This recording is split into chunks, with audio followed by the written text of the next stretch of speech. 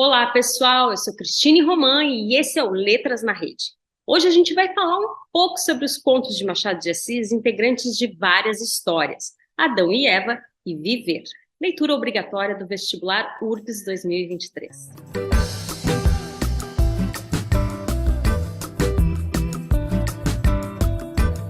Entre os dois contos que abordaremos nesse vídeo, Adão e Eva e Viver, o fator de ligação entre os dois é a intertextualidade bíblica.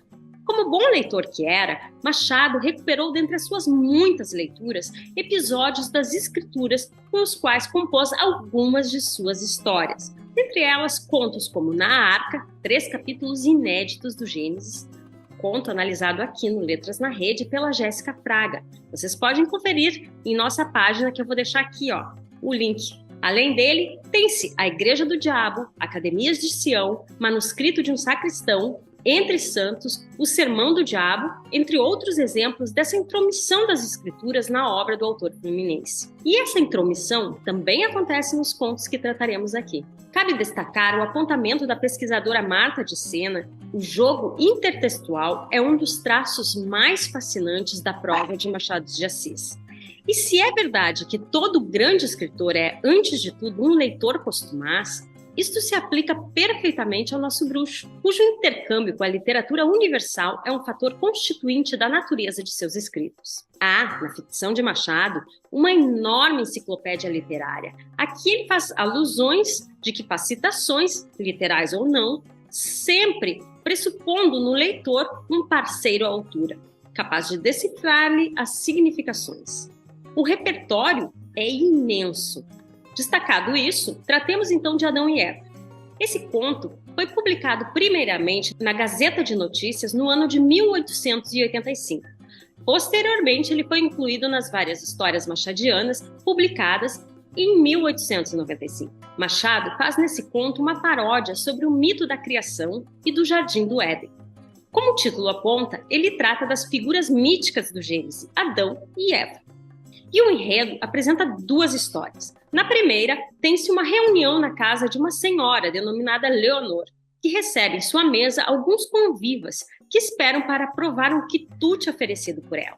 Um certo doce particular, que gerou curiosidades nos presentes e desencadeou uma discussão em torno de quem seria mais curioso, o homem ou a mulher. E a partir disso, questionou-se a quem caberia a responsabilidade da perda do paraíso: a Adão ou a Eva? 2 convidados são instigados a tomar parte na conversa: Frei Bento, que se imiscui da tarefa, e o juiz de fora, Sr. Veloso, o qual passa a contar sua história. Assim, há uma nova narrativa dentro da narrativa, uma narrativa em abismo, ou mise en abîme. Nessa história dentro da história, Veloso sugere que as coisas do paraíso terrestre teriam se passado de modo diferente do que está contado no Pentateuco, que é apócrifo. Segundo ele, quem teria criado o mundo não fora Deus, mas o diabo. Deus, entretanto, cuidara em corrigir e atenuar a obra, interferindo diretamente na criação primeira, do demônio. Em um breve resumo, destaca-se que dessa criação demoníaca, Veloso apresenta o homem e a mulher, Adão e Eva, como produtos da lavra do diabo, mas que ele não pôde lhes infundir alma, sendo Deus o responsável, dando-lhes alma com apenas um sopro. E logo após isso, o Todo-Poderoso teria criado como morada para o casal um jardim das delícias, restringindo-lhes, no entanto, os frutos da árvore da ciência do bem e do mal. Veloso diz que antes de receberem bons sentimentos, eles possuíam instintos violentos. Eva cogitava de armar um laço a Adão, e Adão tinha ímpetos de espancá-la. Assim como no relato do Gênesis, o demônio furioso com a intromissão indesejada de Deus, o qual desvirtuava sua obra, instrui a serpente a entrar no paraíso e instigar o casal a contrariar as ordens do Altíssimo. O diabo delega voz à sua subordinada, parte de sua prole, tal qual Adão e Eva. A serpente elege então a mulher como alvo do aliciamento, da sedução, vaticinando-lhe um futuro através de ilustres figuras femininas, tanto da antiguidade quanto da tradição judaica cristã. Nécia, para que recusas o resplendor dos tempos? Escuta-me, faze o que te digo, e serás legião. Fundarás cidades e chamar-te-ás Cleópatra. Dido, Semíramis, darás herói do teu ventre e serás Cornélia, ouvirás a voz do céu e serás Débora, cantarás e serás Safo. E um dia, se Deus quiser descer à terra, escolherá as tuas entranhas e chamar-te-ás de Maria de Nazaré. Que mais queres tu? Realeza, poesia, divindade, tudo trocas por uma estulta obediência? Nem será só isso. Toda a natureza te fará bela e mais bela. Eva, na versão apresentada por Veloso, não cai na sedução da serpente, renegando o fruto proibido, e Adão endossa essa assertiva. Como compensação pela obediência, recebem a bem-aventurança eterna. Ao final da narrativa, o Sr. Veloso destaca que sim, nada da história contada ocorreu realmente. Mas se tivesse acontecido, não estariam eles à mesa, saboreando o doce apregoado pela anfitriã. O conto, conforme exposto, apresenta duas narrativas, realizadas por entidades distintas. De um lado, tem-se a narração heterodiegética e de outro, a homodiegética. Em outras palavras, tem-se um narrador de terceira pessoa e um narrador em primeira pessoa. Esse aspecto acaba por criar um efeito de moldura ao texto, ou de narrativa em abismo. Ou seja, a primeira história emoldaria a segunda história. Nesse jogo de vozes, a primeira pessoa é envolta pela voz em terceira pessoa, a do Sr. Veloso, que inicia e encerra o conto. Cabe grifar que a trama apresenta 4 personagens: Dona Leonor, uma senhora de engenho; Sr. Veloso, um juiz de fora; Frei Bento, que pertencia à Igreja Carmelita; e João Barbosa, um mestre de campo. O espaço restringe-se à mesa, provavelmente um jantar, na casa da Dona Leonor, situada na Bahia em meados de 1700 e tanto. Assim, contextualizando, destaca-se que Salvador foi sede do governo colonial até 1763, sendo esse transferido para o Rio de Janeiro depois desse período. A economia do país, no período, centrava-se no tripé: monocultura, latifúndio e mão de obra escravizada. Para melhor descrever a conjuntura do conto e de sua moldura, compete fazer um panorama das ocupações dessas personagens que representam expoentes do poder local no período. A composição da mesa, nesse sentido, corresponderia ao poder partilhado pelas suas instâncias dominantes da sociedade colonial aí representadas: os senhores de engenho, família, a igreja, as instâncias jurídica e militar. Pontua-se assim que as personagens se apresentam mais como tipos, tendo sua ocupação sobrepujado às suas características, e por isso é bom fazermos um panorama dessas ocupações. O Juiz de Fora. Durante o século XVII, ocorreram muitos conflitos bélicos e crises econômicas enfrentadas pelo Império Ultramarino Português, que, em função disso, buscou reestruturar sua organização governativa, ampliando os instrumentos de controle da metrópole sobre as cidades economicamente mais importantes. Nesse contexto, a coroa portuguesa faz a inserção dos juízes de fora ao final do século XVII, para presidirem as câmaras das cidades prósperas. Essas nomeações de juízes de fora ocorreram durante todo o século XVIII, até as primeiras décadas do XIX, tendo fim com o Código do Processo Penal do Império, promulgado em 1832.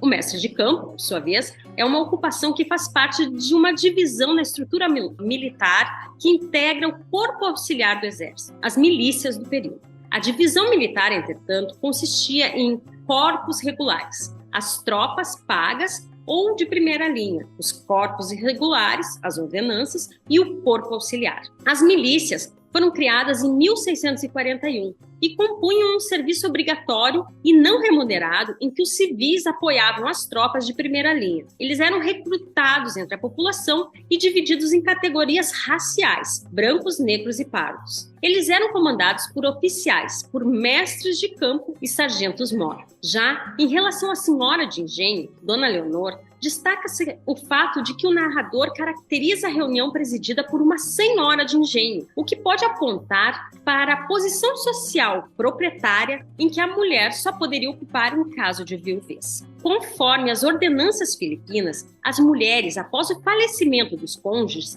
herdavam metade de tudo que o casal construíra. Caso não tivesse filhos, a mulher restaria metade dos bens que lhe cabia. A parte do marido ia para os chamados herdeiros forçados, pais ou quem o falecido determinasse. Quando tutoras de filhos menores, elas administravam os bens e a integralidade do patrimônio herdado. As viúvas, que também eram mães tutoras, ultrapassavam as barreiras dos tradicionais papéis de gênero de mães e esposas.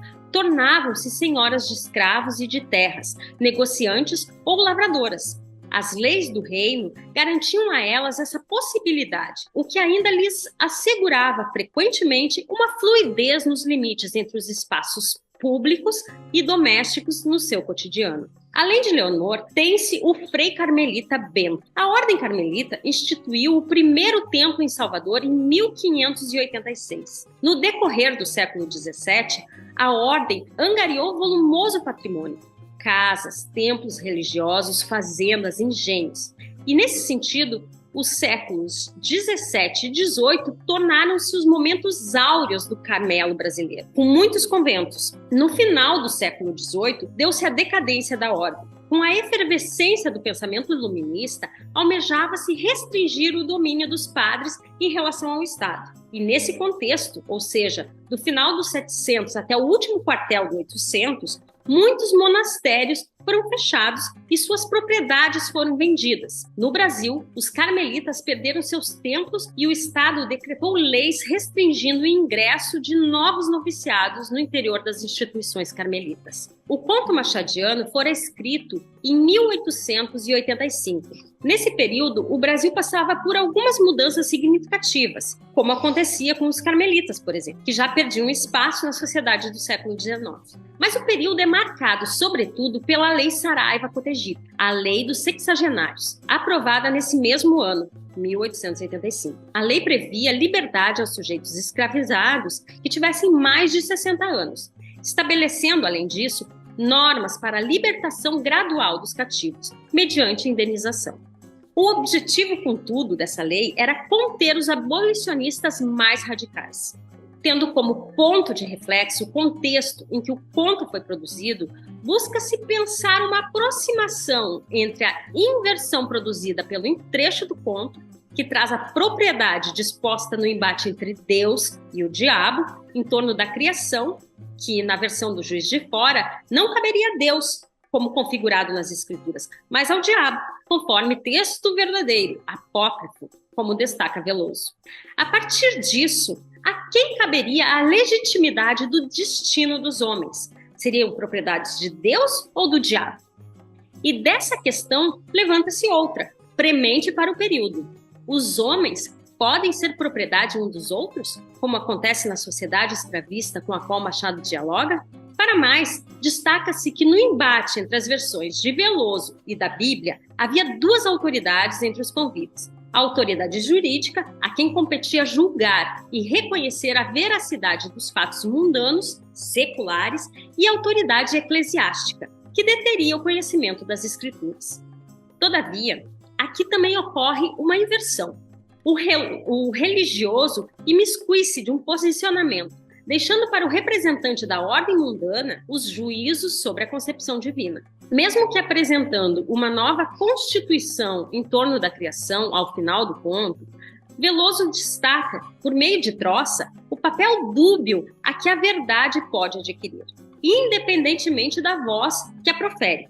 Essa inversão, que ocorre em todo o conto, reflete ainda a posição da mulher e seu papel social.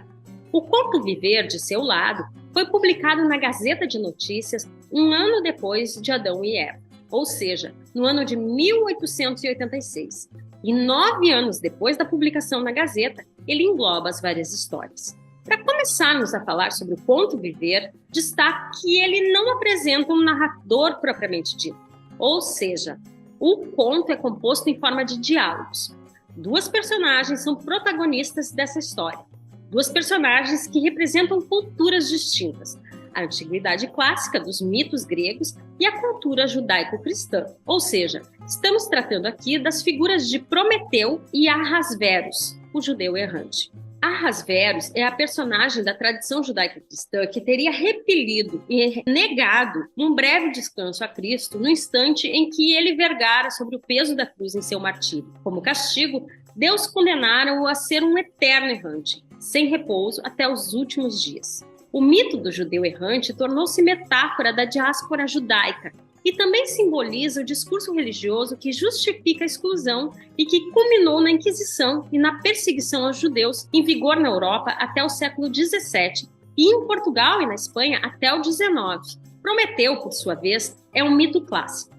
Segundo a mitologia, essa personagem teria roubado o fogo celeste para dá-lo aos homens e, em função disso, foi condenado por Júpiter ou Zeus, sendo acorrentado ao Monte Cáucaso, sofrendo com ataques constantes de uma águia que eternamente devorava parte do seu fígado, que se regenerava e, a cada regeneração, nova investida da ave. Assim, para além das águias que sobrevoam e testemunham a cena, o conto restringe-se a essas duas personagens. Já o cenário em que se passa a trama é apocalíptico, o fim dos tempos em que Ahasverus, o último homem a vagar pela terra, espera pela morte. Chega a cláusula dos tempos. Esse é o limiar da eternidade. A terra está deserta. Nenhum outro homem respira o ar da vida. Sou o último. Posso morrer. Morrer.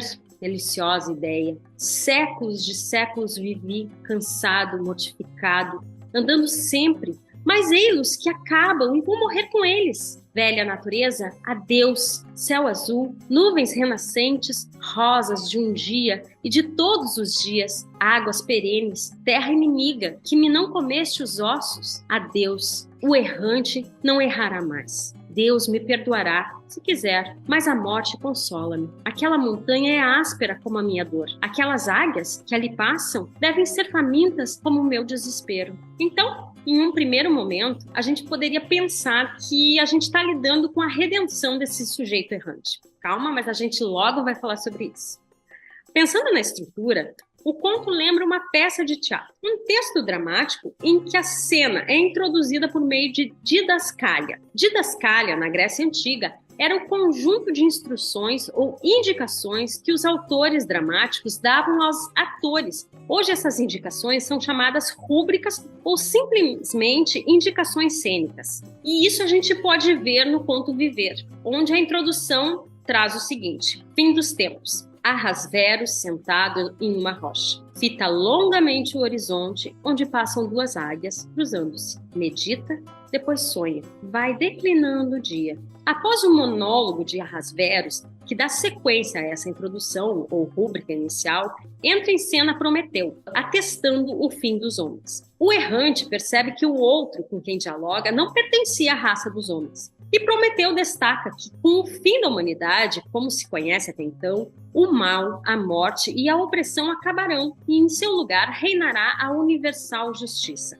Ahasverus argumenta que a imagem pintada para o futuro do mundo seria promissora, mas o eterno errante pedia-lhe que o deixasse ir ao caminho da morte. Que pressas tem de acabar os teus dias? Destaca o outro. Então, ele pontua, após testemunhar gerações e suas ruínas, o fastio da existência. Conta-lhe sua condenação e como o zelo por cumprir as determinações do Estado ou de superiores conduziram à barbárie. Em suas palavras, onde quer que o zelo penetrou numa alma subalterna, fez-se cruel ou ridículo. Então, Prometeu argumenta que a pena sofrida pode ser vista de modo oposto, como um privilégio de poder ler da vida o livro todo, podendo com isso ligá-los e concluí-los. Falaste em capítulo? Felizes os que só leram a vida em um capítulo. Os que se foram à nascença dos impérios levaram a impressão da perpetuidade deles. Os que expiraram, quando eles decaíam, enterraram-se com a esperança da recomposição. Mas sabes tu o que é ver as mesmas coisas sem parar? A mesma alternativa de prosperidade e desolação, desolação e prosperidade, eternas exéquias e eternas aleluias, aurora sobre auroras, ocasos sobre ocasos? Depois de ouvir a história de Prometeu, Ahasverus passa a hostilizá-lo como artífice do inferno, responsável por todos os males que o afligiram. E então Ahasverus aprisiona-o novamente às correntes de outrora. Prometeu, então, ao anunciar uma glória futura para o derradeiro homem, que reinará, desprezado dos homens, governará os homens, e com essa promessa de vida e continuidade predita por Prometeu, Ahasverus se deleita, liberta o Titã e o diálogo se encerra, com a fala do errante diante da promessa de que ele seria rei eleito de uma raça eleita. Não é demais para resgatar o profundo desprezo em que vivi, onde uma vida cuspiu lama, outra vida porá uma auréola. Anda, fala mais, continua sonhando. As duas águias aproximam-se. Após essa rúbrica, indicando que a personagem está sonhando ou delira, poderíamos dizer que o desfecho do conto se dá pelas águias que testemunham a cena e imprimem o desejo de vida que não se extingue. Assim, destaca-se que o conto é permeado pelo onírico, ou seja, é atravessado pelo sonho de Ahasverus, que no derradeiro momento ainda sonha com a vida. As personagens, por sua vez, têm a marca da condenação, do mesmo modo como outras personagens míticas e bíblicas, tais como Caim, personagem que aparece, por exemplo, no conto O Enfermeiro, analisado aqui no Letras na Rede pela Marina Malca. Ahasverus, em certo momento do conto, destaca: toda a humanidade está em mim. O judeu errante, caracterizado por Machado de Assis, assim, representaria não apenas a força dos desesperos milenares, representa a própria humanidade em suas faltas para além das mazelas. Porque se Ahasverus nega o descanso a Cristo, a humanidade o condena por não saber o que faz. Ahasverus, nesse contexto, representaria o humano demasiadamente humano. E esse demasiado humano condiz ao empenho em seguir ordens e leis, ao zelo e juízo que se convertem em perigosas armadilhas. E no instante final é o delírio que impera, mostrando ao vivente imortal que o existir é uma dádiva. E do delírio nasce a esperança de redenção não só de Ahasverus, mas da humanidade que ele representa, dando a ver um porvir proclamado pelo defensor dos mortais, Prometeu, que no mundo novo os males advindos de Pandora seriam extintos em um mundo sem mazelas. O conto machadiano demonstra que, mesmo na condição adversa de total fastio pelo teatro da vida, a esperança impõe-se como atestado da condição humana, assim como o anseio pela redenção e o amor pela vida. Nesse sentido, viver também liberta a representação do judeu errante de seu estigma fundante, que desde o século IV povoava o imaginário popular ocidental, usado pela Igreja como propagação do preconceito. No período medieval, o ódio aos hebreus era também um sentimento constante, já que eles estavam associados ao mal absoluto e eram identificados como supostos disseminadores da peste negra, os envenenadores das fontes e dos rios, os assassinos de Cristo e os principais sócios do demônio. Assim, eles deveriam portar em público algo que os distinguisse dos cristãos, algo que os identificasse rapidamente para que fossem evitados. Mais tarde, ou melhor, em 1844, o escritor francês Eugène Sue vai imortalizar na sátira Les Juifs Errants o antissemitismo propagado pela obra, mas, do seu lado, ganhando aspectos sociais e econômicos dentro desse preconceito. Machado reencena o mito, dando-lhe contornos opostos, retirando-lhe a doença de cólera a que o judeu errante foi constantemente associado. E assim podemos dizer que, de certo modo, Machado também busca a redenção dessa personagem. Por hoje é só, pessoal. Muito obrigada e até a próxima. Ficou com alguma dúvida? Você pode deixar suas perguntas aqui nos comentários deste vídeo ou interagir com a gente nas nossas redes sociais. Quer ficar por dentro de tudo? Aproveita e segue a gente. Você nos encontra em todas as mídias pelo @letrasnarede. Até mais!